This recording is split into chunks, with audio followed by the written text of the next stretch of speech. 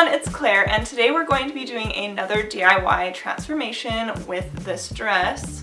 So basically this dress I got online and everything is cute about it except that the slit is just way too open and it just like reveals way too much. So there's no way that I could ever wear that outside. So I'm going to just make the slit a little bit better and we're going to kind of close it off a little bit, and let's get started.